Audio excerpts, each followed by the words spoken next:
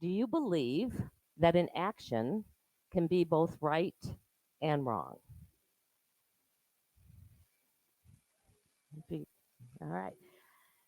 Do you believe that we gain power when we surrender? Can we be both separate and one? I got a few thumbs up out there. Other people may be looking for their emojis out there to try and the challenge with this is by the time I get done with the questions, they're just now I'll look a little further on. Meister Eckhart, a 13th century Christian mystic, said this: the reality of God is something that can only be grasped within the tension and the clash of opposites, for it opens the eye of the heart. I want you to hear that one more time. The reality of God is something that can only be grasped within the tension and the clash of opposites, for it opens the eye of the heart. These are the kind of questions and values that lead us into this next tier of the spiral dynamics model that we've been looking at. It's wrapping up our series today as we look forward to what is beckoning us as we continue to evolve and grow in a more and more complex world. The next tier of values is represented by yellow and by turquoise. Yes, I wore my colors of the spiral spectrum here today. And this level is pretty new to our culture, to our world. It just started forming about 50 years ago. And individuals who operate from this second tier can fully appreciate the value and can easily communicate with all of the previous levels. That's one of the hallmarks of this next tier. It's not, I'm in this level or that, or I can understand the people with these values, but I see those values as not in the realm of what I would embrace. We can see what's good in all of the values and embrace it all. The value system that this next tier is calling us to is nonlinear, it's flexible, it has the ability to move with the flow of life, it has the ability to change and adapt at perhaps an easier rate than we've experienced in our human journey before now. Those who are in this level of valuing and thinking recognize the interconnectedness of life. And they now choose to rely upon the heart and the wisdom of the heart in addition to the intelligence of the mind. They see life as a kaleidoscope of natural hierarchies and systems and forms, almost like how the orange would see life as this big machine that God created that's working together. They see it in the same, but it's a much more fluid and flexible, not necessarily machine, but flow of life, of the way things move and come together. Here's a glimpse of what it might look like. No. We'll never get it out now. So certain are you? Always with you what cannot be done. Do you nothing that I say? Master, moving stones around is one thing. This is totally different. No, no different. Only different in your mind. You must unlearn what you have learned. All right, I'll give it a try. No, try not. Do. Or do not. There is no try.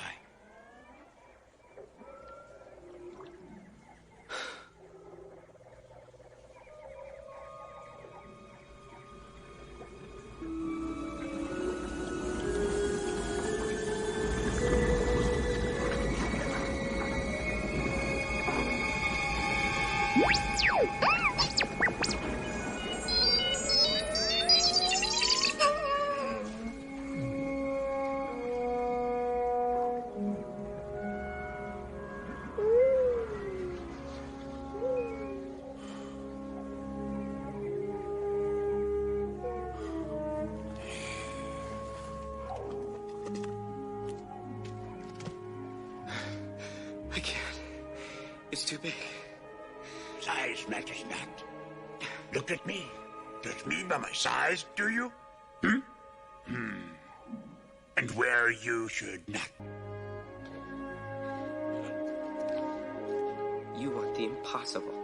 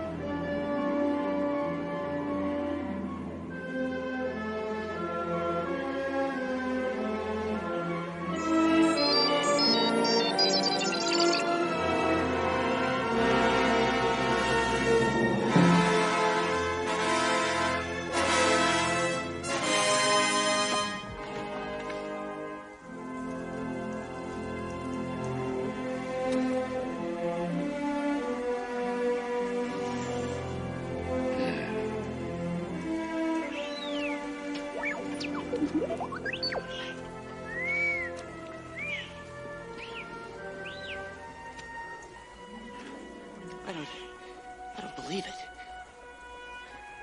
That is why you fail.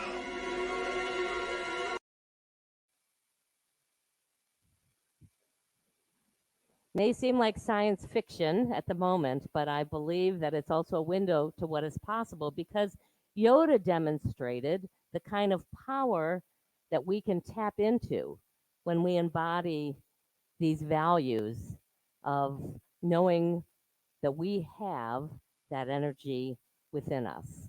We've talked about these different power structures as we've looked at the different levels and values that are out there. And the yellow and the turquoise inform us of power within. As we've looked at these different kinds of power, we saw initially that power over, which mainly showed up in the red and the blue, that was power through force, through domination, through control. And then when we got to the orange level, we talked about this idea of power too, that we awakened that we have the power to create things. We tapped into our own creative energy to either build things that brought us more comfort or helped solve the problems that were out in the world. And this power allowed us to achieve, it allowed us to acquire, it allowed us to live a life where we could have whatever we wanted. And then when we looked at the green last week, we begin to see this action of power with, that there is great power when we can join with like minded people and use our collective power to make change. We see that green level of power with emerging throughout, especially this last century plus, in this new thing that we've experienced called movements, whether it was the women's movement, the civil rights movement, and now we're the movement to have greater environmental care. There's all sorts of ways in which change has happened because there has been a collective group of people using that power with. For the yellow and the turquoise, we move to that final level of power, which is power within, which is what Yoda was able to tap into.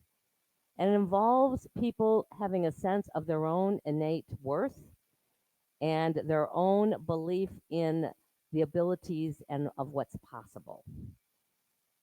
This power allows people to recognize that they also have the power to and the power with, and to be conscious of that there's also something called power over, and to look when that might show up as different aspects of these values show up in our lives.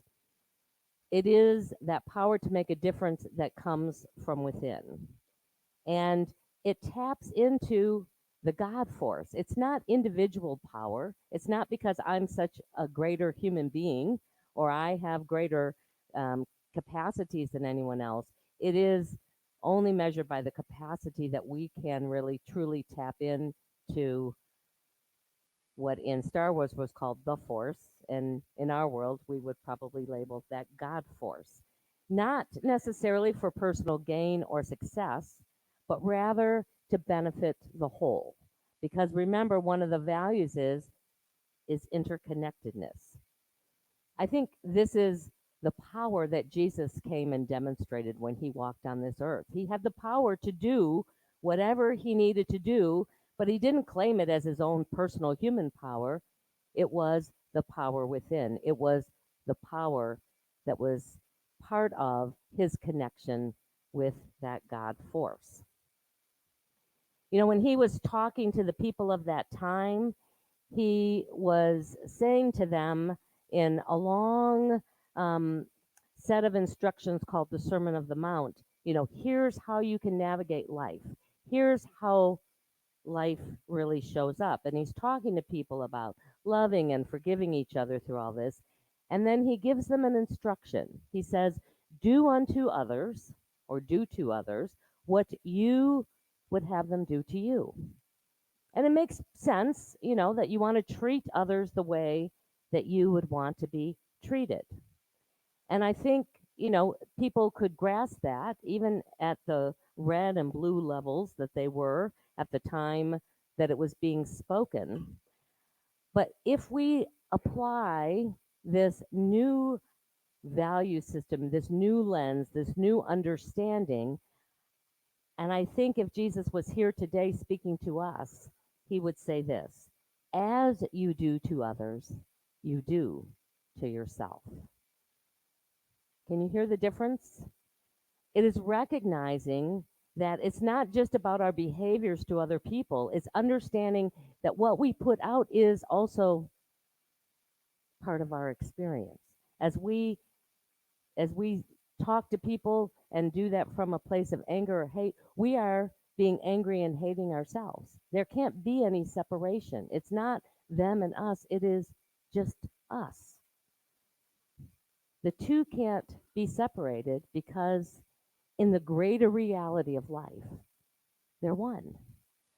So we get motivated from whether we're in this individual state or this collective state of values to do this because if you're one who it's all about me, because it helps me. If it's all about everyone else, then it helps everyone else. It's both. It's both and. Science is beginning to demonstrate that this is true, that our energy, the energy produced by our thoughts and our feelings, affect everything. I wanted to share with you, and I know some of you are aware of this, but it's a good reminder, a short video of the water experiments done by Masaru Emoto, who's a Japanese scientist. It was done several years ago, and perhaps you were aware of it when it was happening, but this is a good visual of how our energy affects life.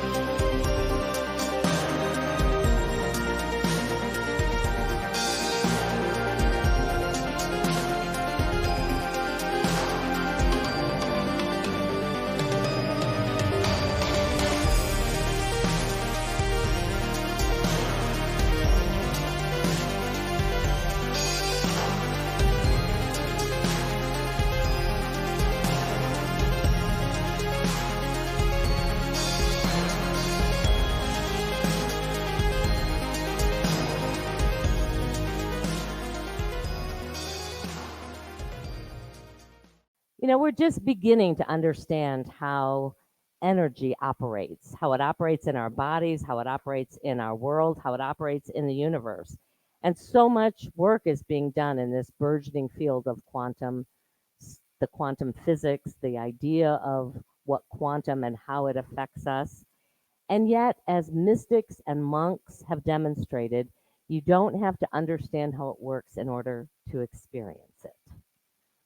The awareness of this way in which we are connected with one another has been described by people like St. Augustine and Meister Eckhart long before there was scientific evidence that would show in that realm that it was true.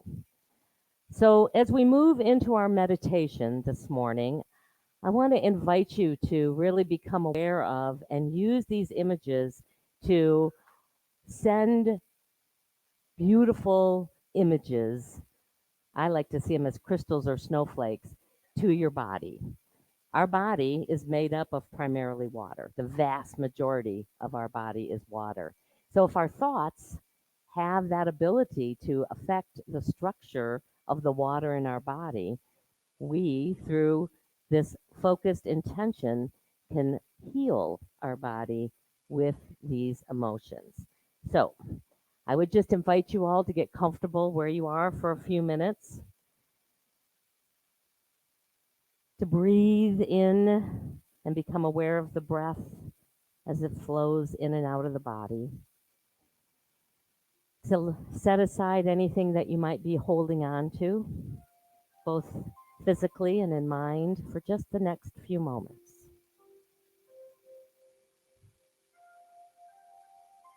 Perhaps closing your eyes, or if you would like to look at these beautiful expressions of these emotions up on the screen.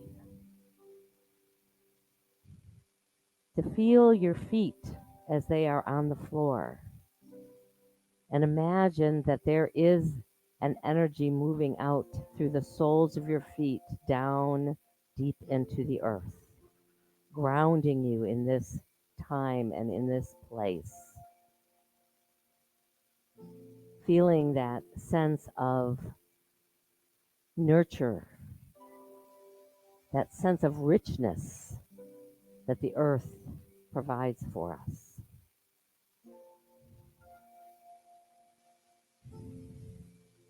And then move your attention to your heart space. Almost as if you're breathing in and out of your heart. And if there's lots of thoughts moving through your mind right now, see if you can't imagine that thinking part of you slowly sinking down until it also comes to gently rest in the center of your chest. This is what the mystics have called the eye of the heart, that allows us to see beyond what our physical eyes can comprehend, what our senses can inform us, to the world that is just as present, but in a very different way.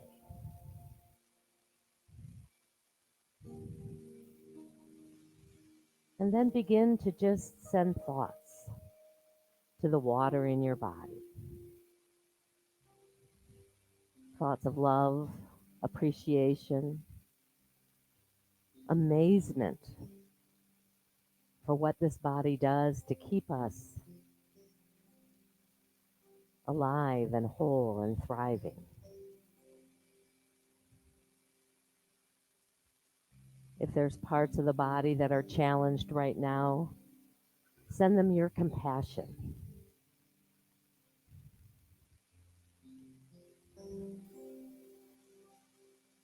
Send them your belief and your vision that they are indeed whole, well, and perfect.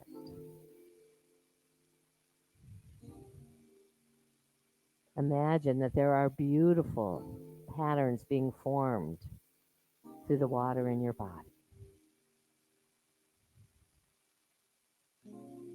And any thoughts or feelings that have been trapped in the body that are less than the love and the beauty in which God views you, to just release them with every out breath.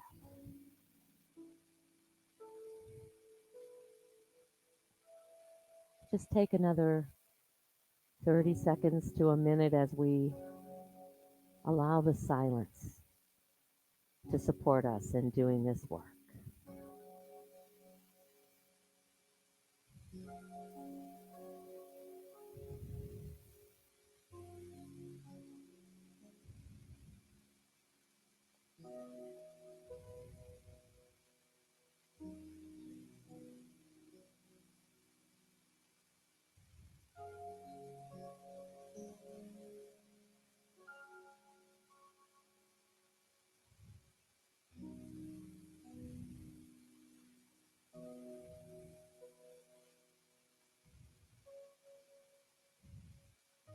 And then, whenever you're ready, you can begin to bring your attention back to this time and place, aware once again of the body and the chair that's supporting it, the breath that is moving in and out of your lungs.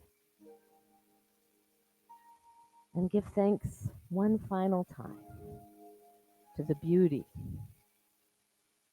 that life holds for each of us. And whenever you're ready, you can open your eyes.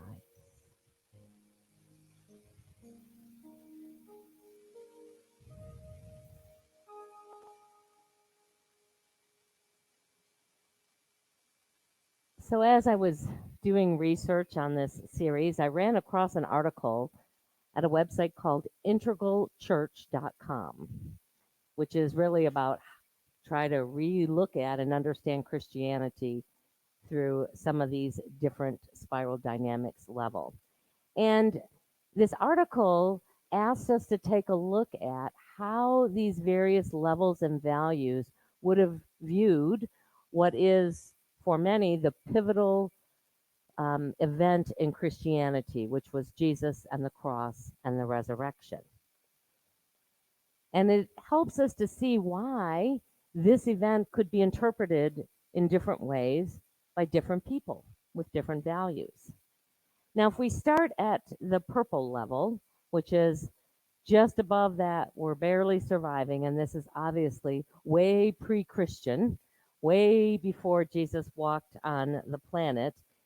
The crucifix would have likely, given where they were and how they understood things, been viewed with fear and superstition. It would have scared them, because it would have been something totally outside of their understanding. It would have been a magical event. Jesus to them would have been a shaman, would have been one of those wise people like they experienced in their tribe that was helping them to live better. When we get to the red level, the warrior level, which is also began certainly pre-Christian, in that level, as we looked in the Old Testament, God tends to be both wrathful and paternal, both loving and not opposed to punishing when he deemed it, God deemed it necessary, and demands loyalty and allegiance. And oftentimes that was asked through sacrifice. The way that you show me your loyalty is you're willing to sacrifice. And this would have included his son. The blue traditional level, which is the level that a good majority of Christianity lives in right now, would understand Jesus as the literal Son of God and the cross as a symbol of that sacrifice. Again, we're still into this understanding of sacrifice, but this sacrifice was for us. It was for our sins, and it was to demonstrate Jesus' victory over death and hopefully begin to awaken us to this is just a little part of the journey right here. There's a lot more to it once we leave our bodies. When we move into the orange and the modern level, we enter the realm of the skeptic and the scientist. That what was rising up in the orange level. And the cross then becomes sort of reframed, representing the vertical spirit or infinite, and the horizontal becomes the limitations of this finite body and life. And so it's spirit overcoming the finite of who we are. And some begin to see themselves in the world as part of this vast, wondrous machine. All the philosophers, the people of that time, sort of see this as a big working machine, the whole universe unfolding as it's doing its work. And the cross becomes recognized as this metaphysical way of understanding it, of crossing out our negative thoughts. And it also becomes the recognition that we too can be resurrected, just as Christ was. We too can embody that same presence that Jesus did. At the yellow and the integral level, one seeks to connect directly with this Christ consciousness. Yeah, that's my multi-spectrumed um, picture of Jesus up there. The symbology of the Christ at this level can be embraced and reframed in many ways. We can see it and embrace it at all the different levels and the way that they would understand it and view it. Jesus and his presence here can be viewed in a multitude of ways. And for those of you going, it's this way, or you can't say yes to all of those things. Remember back, can you say, can it be both right and wrong? Can you see the good and the shadow side of each one of these? Jesus might be viewed as an enlightened master. Jesus might be viewed as God experiencing itself as a human in order to really become more one with all of its creation. There's lots of different ways it could be viewed. And finally, the turquoise, the last level that we kind of even can begin to see what the future might hold for us, this what's called the mystical level. The cross, the cross and this idea of resurrection is not just about salvation for human beings. It is about the salvation and the innate goodness of all sentient beings. In fact, it's not just all sentient beings on this world, it's all sentient beings in the universe. Christ consciousness is experienced in all directions. It's inward, it's outward, and as Charles Fillmore labeled it, it's Christward. The Sacred Heart of Jesus is experienced as non-separateness from the cosmos. There is no place that God is separate. There is no place that Christ consciousness is separate. And because of that, there becomes this desire to be compassionate and to see all sentient beings in all worlds from that place of compassion. I realize that over this series, some ideas may have resonated with you and made total sense to you, and at other times, it may feel like I've been speaking a foreign language. Or you may simply disagree. And my response is good. This model is simply here to invite us to think about, to explore, to expand the breadth from which we might be able to embrace ourselves and the world, to take us a little bit beyond our comfort zone and ask us to see what's beyond those borders, to imagine what life might look like as we have for eons of time longed for peace and our need and our desire for love. One of my personal practices that I've been doing for several years now, um, and this is intentional to help me experience this second level tier a little more often than perhaps I would do if I wasn't doing this practice, is to pay attention to how often my language is either or or both and? How often in my conversations does the word but come up? And so that's my invitation to you. Just this one little practice. Just pay attention this week. How often do I say, somebody says something to me, I say, yes, blah, blah, blah, but to say, but there's this other. How often can it be both and? How often can I see and embrace something that might be different from the way I value and view life, but yet be equally as valuable to add at least to my awareness, if nothing else, that there are other ways to see and understand it. You know, as the complexity of this world deepens, the values of yellow and turquoise beckon us to embrace it all. It's not something that's normal. It's not something that we do by default. We live sort of in this world where it's this or it's that. And it's hard for us to contain both of those at the same time in the same space. The light and the good, the dark and the challenges, and in the midst of it all, to remember and to embrace it all as this wonderful world in which we get to have this experience. Namaste. Well, it is our opportunity now to share of our financial good with this ministry, or at least to bless what we're sharing. It is through the free will offerings of this community that we continue to thrive and to offer this space to all of those who are seeking.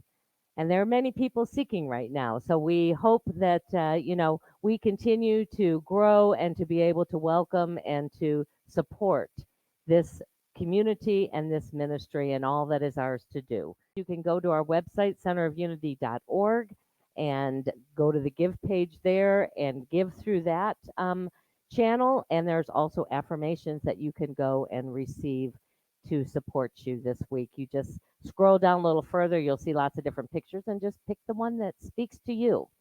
So let's join together as we hold the energy of or the physical gifts that we're giving today in our hands and in our hearts and bless them together.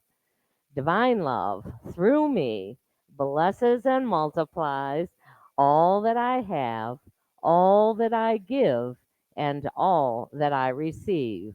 Thank you, Father, Mother God.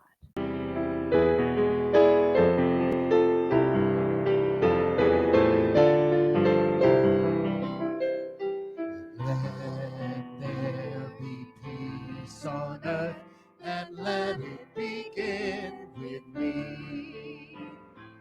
Let there be peace on earth, the peace that was meant to be. With God as our Father, family all are we. Let me walk with my family in perfect harmony. Let peace begin with me. Let this be a moment now. With every step I take, let this be my joyous vow. To take each moment and live each moment in peace eternally. Let there be peace on earth, and let it begin with